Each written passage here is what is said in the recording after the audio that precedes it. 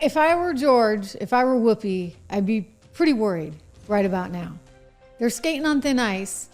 Bob Iger, who runs Disney, reportedly not very happy with having to fork over $16 million because of George's little insubordination episode.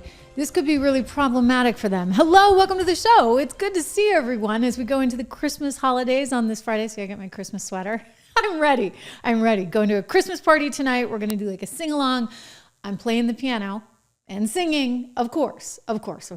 Anyway, good times ahead. I even made some food to bring over. So it's been a very busy day and it's going to be a very busy weekend. And you know what? I'm still going to be here next week because I'm committed to this just like you are committed to this. And we are here every day, as I say, on the front lines of history together. Part of that history is going to be Whoopi Goldberg. I mean, I actually think that this lady is going to be history. I don't know, maybe even in the first quarter of this year. We'll see. You know who I'm talking about. You know who. This is what she calls Trump, you know. You know who. All of you. Talking about you, it's us. He's not going to, say, oh, you're with a white guy. I'm going to keep you from being deported. No, he's going to deport you and put the white guy with someone else. The man is out there. He's also... Woo! Okay, she's out there too, shall we say? I mean, Whoopi, good luck. You know what? You have a little bit of a situation right now because the president-elect really doesn't like you very much. But can you blame him? I mean, you, after all, Whoopi Goldberg, were out there insisting that somehow it was his fault, that he came within millimeters of being killed, of being shot in the head. Somehow, according to Whoopi Goldberg, I mean, this is how crazy she is. It was his fault. He deserved it. I mean, this is the kind of logic you're seeing from these, frankly, maniacs over at ABC News, which, let me add, is on the federal airwaves, right? Those are federally owned airwaves. This is not cable. This is not streaming. This is ABC News, the American broadcast company. Watch. JD, clearly you've not been to one of your boss's rallies. Because you believe this insanity. I mean, he has been inciting violence since 2016, telling them to beat up hecklers, threaten to shoot looters and migrants. They have, I don't remember Bill Clinton about what was going on in his White House when it was sprayed by 29 shots. I don't remember Obama blaming opponents when his White House was shot up in 2011. You have to really take a look in a mirror to see the reflection. One of the reasons that everybody has survived is because the Secret Service has been doing their job. Let's start with that. So quit blaming folks until you decide to take a look at what's coming out of your mouth. You didn't want to tell people that it was a lie that you've been talking about when you're sending people to go against folks in the community. Yeah. In Ohio. You know it's a lie. But you talk about, well, Joy, you're going to bring it up. Yeah. Because you know what he did. J.D. Vance. Yes, but talk about it. Unbelievable. I mean, this is such blatantly irresponsible, quote unquote, journalism. It started off by a group of journalists, right? You had Meredith Vieira on the show. You had Barbara Walters on the show. I think Barbara Walters, the now deceased Barbara Walters, would be really, really disappointed to see what this has evolved into. And you guys are like, what's going on with the clapping? I see one of your comments there. Let me just say, the clapping is done by the audience, and they pay personnel at ABC News to actually find people that want to go to this show. And so there are bookers just for the audience. And then they have people that hold up signs and they're like, clap, clap, clap, clap, clap for Whoopi. And you have to clap for Whoopi. Think about the cost of the people that book the audience. Think about the cost of the people that hold up the signs and kind of get the audience going and revved up, right? Because you got to entertain them before everybody comes out to do The View. This is very costly. And then you factor in, you got an irresponsible a-hole like that, Whoopi Goldberg, in the position of saying blatantly irresponsible stuff. It's very interesting. Since Donald Trump was elected, she started getting really, really quiet. Did you notice that? Like, we didn't hear as much from her. I think because, and actually I know because, and this has been reported, our friends over at the New York Post had this story, that she was being told to kind of rein it in, right? So she's being dialed back, if you would, which is the right and appropriate thing to do under the circumstances. I mean, that kind of rhetoric is just so gross and really, I think, in so many ways, encouraging this division that we all want to get away from on public airwaves. So she's had to tone it down because the producers there have told her, you gotta tone it down. And yet now she just figures she can go after Elon, right? Because that'll work. Oh, that'll work really well. Because let me tell you, Elon has a little bit of a bone to pick with your boss. Right? Elon really does not like Bob Iger, as we know, right? Remember? There's advertisers leaving. We talked to Bob Iger I hope today. they stop. You hope? Don't advertise. You don't want them to advertise? No. What do you mean? If somebody's going to try to blackmail me with advertising, blackmail me with money, go f*** yourself. And then he looks for Bob Iger, But CEO of Disney. Go f*** yourself. Is that clear? I hope it is. Hey, Bob. Hey, Good Bob. morning. Hey, Bobby. Well, Bobby, let me that would ask you be then- Whoopi Goldberg's boss. So I don't know what she's thinking here. Maybe she's trying to please the boss. Maybe she's trying to hang on to that job. Whoopi Goldberg just decided to go straight for the jugular on Elon. They're trying to kind of make this wedge, right? Like divide and conquer. I think that's the thinking right now. If we can just get Elon away from Trump, then Trump's more on his own. Elon's too powerful because he controls Twitter, etc. Listen to where she's going with this right now. This is from yesterday's episode. Who is in charge? Because I've been saying it for a while. Yes, you have. I've been saying that I think Elon Musk believes he's president. I do. Well, you've been calling I him do. vice president. I've called him vice president. Yeah. I called him president because I don't know what JD is doing. I hardly ever say. I don't remember the last time we even talked about JD. You're right. He's planning the presidency when they get rid of Trump. So you think it's Musk Vance? Possible. Hey, you know who?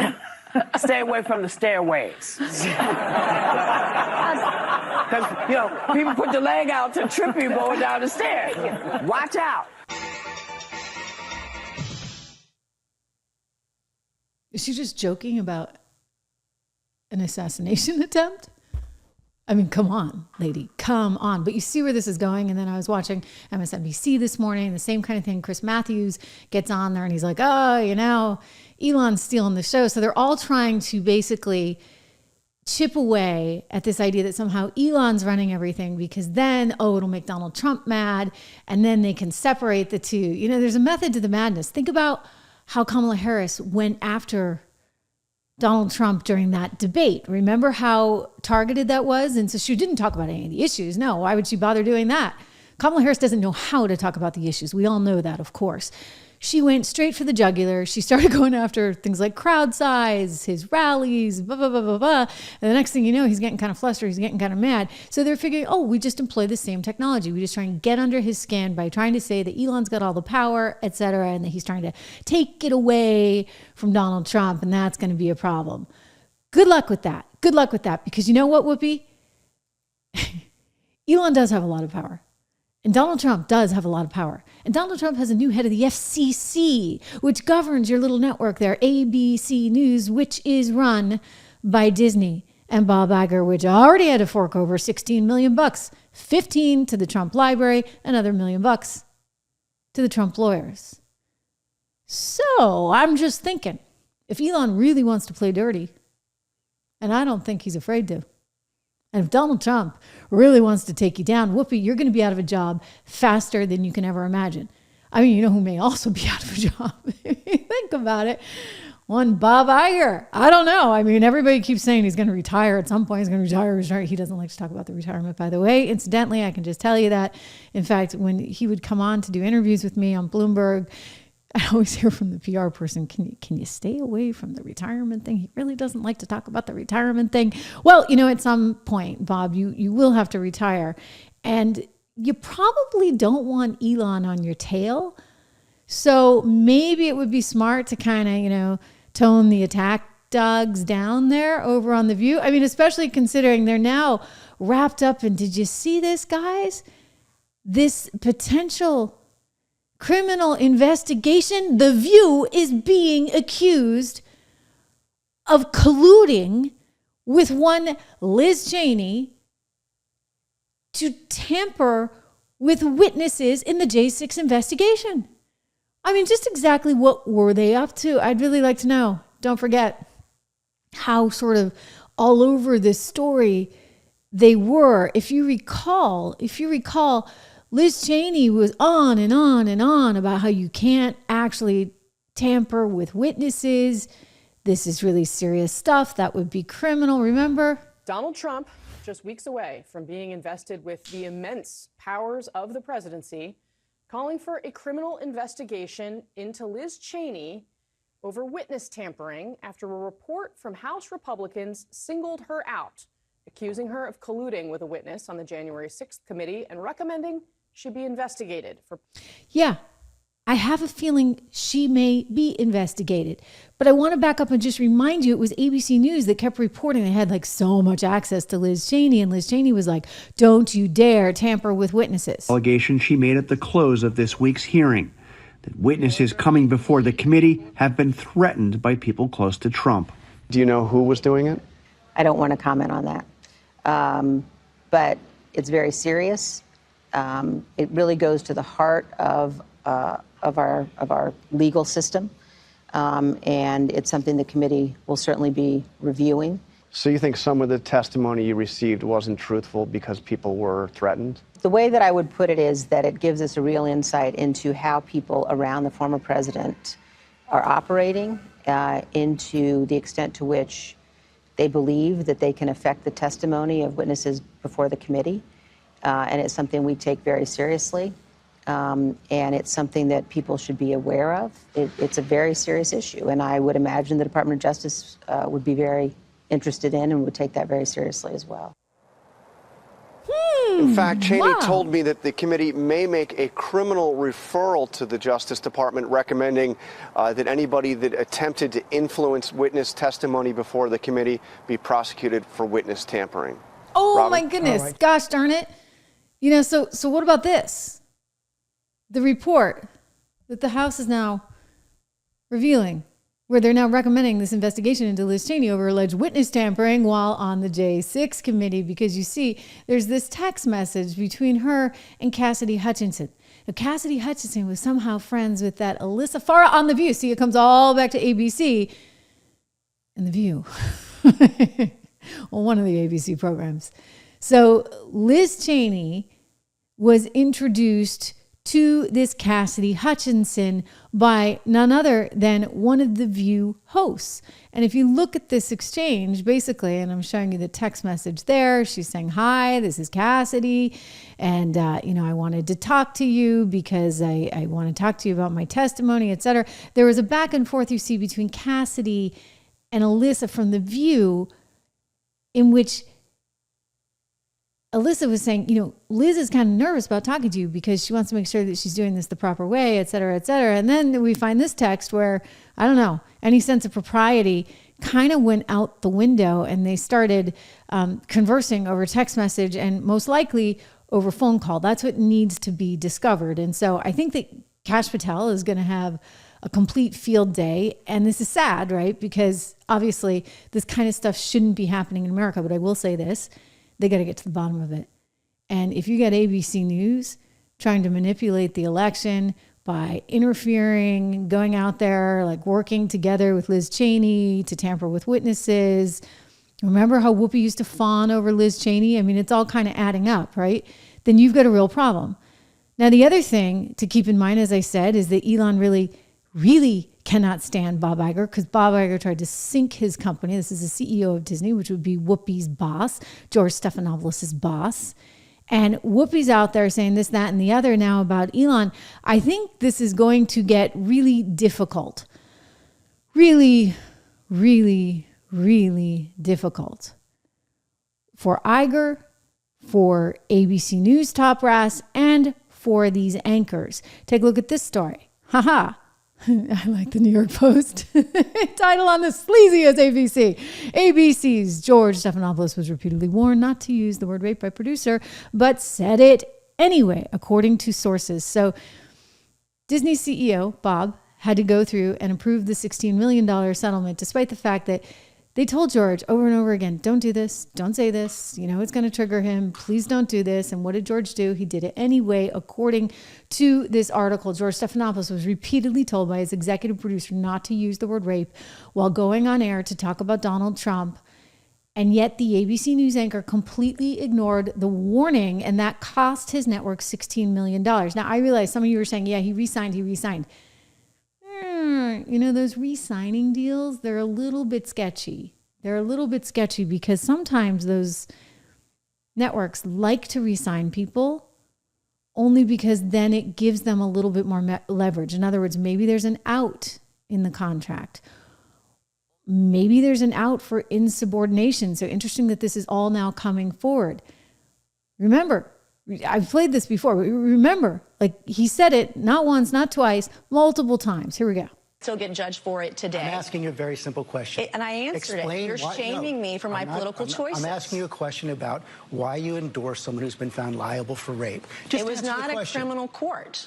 It was a civil court. It was a civil court. And by the way, she joked about the judgment and what she was going to do with all that money, and I find that offensive. I'm asking you about the man as a rape victim who's been shamed for years now because of her rape, you're trying to shame me again by asking me this political question. You've repeated that again. I think it's offensive. As a woman, I find it offensive. For my political choices, I've endorsed the man that I believe is best for our country. It's not Joe Biden. And you looked at the dueling rallies yesterday in Georgia. Laken Riley's family was with Donald Trump. They weren't with Joe Biden. The same guy yesterday that apologized for calling her killer an illegal, who wasn't illegal. And here you are trying to shame a rape victim. I find it disgusting. I mean, you keep saying I'm shaming you. You are. The question, it is. How is the question asking you about a presidential candidate who's You're asking a rape victim.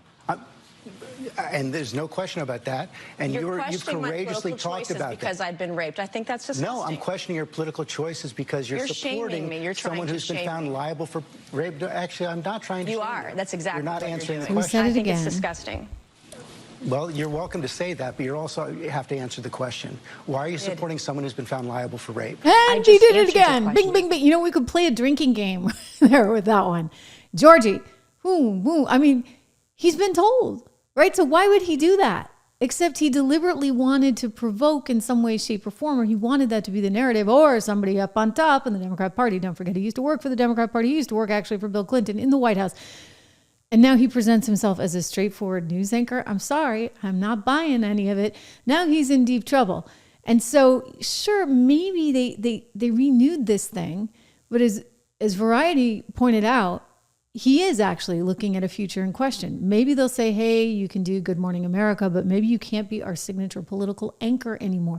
Maybe you can't host This Week with George Stephanopoulos anymore because this is clearly a bias, and you've shown that bias. And now we really know about that bias, not because we suspected it before and we heard it on air, but actually because your producer specifically told you, and yet you did that anyway. I'm looking at all your comments here, and I know you have no use for it. Don, I saw that news actually out of Germany. Absolutely horrible stuff. We can maybe talk about that a little bit later in the show. It's just really a downer. And why is it always the Christmas market in the town square in a little town in Germany, right? Anyway, so sad. Back to what we're talking about here, however. The Manhattan jury had ruled that Trump was not liable for rape. And so why did George keep doing this? Because he wanted that to be the narrative. And sure, okay, this article says, guess what? Woohoo, he's doing a new deal. And they're paying him some ungodly sum of money. They signed a new multi-year contract. But again, I would just remind you guys, look, I've had many of these contracts. And my last few contracts never had outs. And if he's smart, he got a contract that didn't have an out. In other words, they still have to pay you. In my case, for example, Fox made it clear that they did not want me after I said a few things that actually, by the way, I was totally entitled to say, and management had actually, believe it or not, okayed copy, et cetera. Because back in those days, I actually had to write out the whole script and get everybody to sign off on it. And then, if they had an issue, they would tell me. But, all of a sudden, I woke up one day and get a phone call saying, the show's not going to be on the air. And there you have it. And then I get a phone call saying, not only, is your show not on the air, and I think I had a pre-scheduled vacation, but we actually don't want you coming back. So I was flabbergasted. I was stunned. I couldn't believe it. They had a press release ready to go. And you know what? I was under contract, so I couldn't say anything. I couldn't talk to anybody because I'd be in violation of the contract, et cetera. And so my point just being that even if George signed a deal where there isn't an out, Disney still has an out. They may have signed with him just, to sign with him and then kind of keep him quiet, if you would. Neil Cavuto. Did you see the news on Neil? He's out over 28 years at Fox News, and he's gone. We're going to talk about that. I have some thoughts on it for you that I want to share. So that's coming up. But before we do, again, more on this mess at Disney. I mean, it's sort of funny, right? Because Disney was already struggling. The stock price. I know Don kind of hates Disney too, so I'm looking at his comments here. And he hasn't really thought it was much of a company to be involved with. I'm just checking out the stock price. We saw a little bit of recovery in the market, of course, today. But if you look at the Disney stock price, don't forget Disney had been trading up around, $200 a share back in 2020. And then you look at where it is nowadays, and maybe it's above. I mean, it's recovered a little bit. And I think some of these media stocks, which had really gotten trounced upon, because let's face it, we all know that the action is over here. The action is in streaming. And I'm laughing because one of you guys just said, Fox did you a favor. And I totally agree. I actually totally agree. I mean, it was hard to understand at the time. But one thing I've learned is I much prefer being on my own, shall we say, and having all that kind of opportunity to say what I think when I think it and not be beholden to scripts and multi-levels of middle management, et cetera, et cetera. Anyway, so Disney is facing all kinds of challenges. And this is why, I mean, if Bob doesn't turn it around, then he's really going to be effed, in Elon's words, okay? Like, this is not good. I mean, he's got a lot riding, for example, on the remake of Snow White, which, so far is not really looking good. It's getting lots of downvotes. Thanks to our friends over at Breitbart for catching this. Nearly 1.4 million downvotes. But, are you surprised? Look at who they cast in the lead role. A woman who, let's just say, doesn't really seem a lot like Snow White in that she really doesn't like many people. She doesn't like Snow White.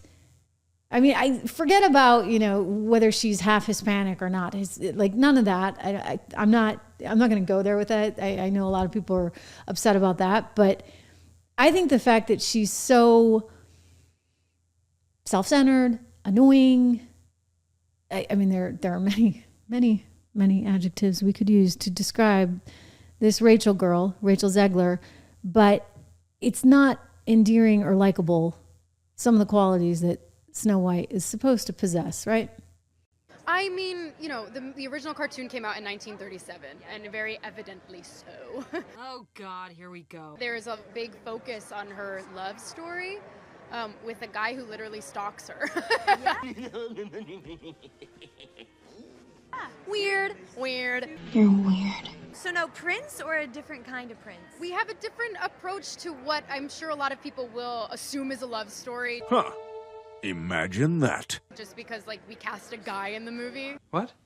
You did what? One of those things that I think everyone's going to have their assumptions about what it's actually going to be. Yeah, that's going to suck. It's really not about the love story at all, which is really, really wonderful. So it's all about you, right? And whether or not she finds love along the way is anybody's guess until 2024. all of Andrew's scenes could get cut. Who knows? It's Hollywood, baby. Yeah. Okay. So yeah, she's not really likable. Not really likable. I mean, she for some reason doesn't think that there's any real meaning in finding love and living happily ever after. She really represents everything that's wrong about youth nowadays, right? Like the new generation. I actually think the new generation is more conservative though than you think. I mean, you look, for example, at young men and how they just turned up in droves for Donald Trump, and how young men and increasingly young women as well are revolting against this wokeism that is making it so mandatory that you do things like give your gender. I mean, this Snow White girl, remember that with the she, her, they, whatever?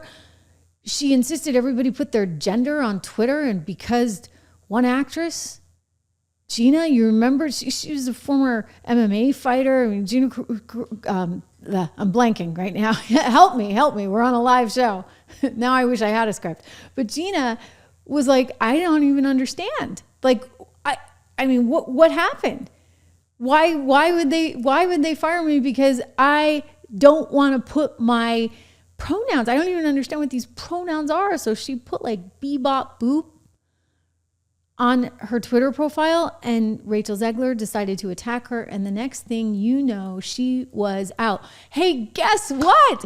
It's coming full circle back to Elon, because Elon Musk funded her lawsuit against Disney, because it turns out you can't actually fire someone. Carano, thank you. I almost said Caruso because, opera's on my head. I think I, have to sing tonight. It was Carano. Thank you, Don. Thank you, Panzer. You guys got it. Oh my gosh, totally coming to my rescue. Hanela as well. But yeah, she's something else. Bebop boop. Remember that, okay? So I suspect that Elon really does have it out for Bob, in that, he took on that case. He's really taking on a lot with Twitter. He's X, forgive me. He's not going to forget that Disney pulled all its advertising, and all of these things are going to come together, and they're going to spell trouble. It's going to trickle on down to these anchors.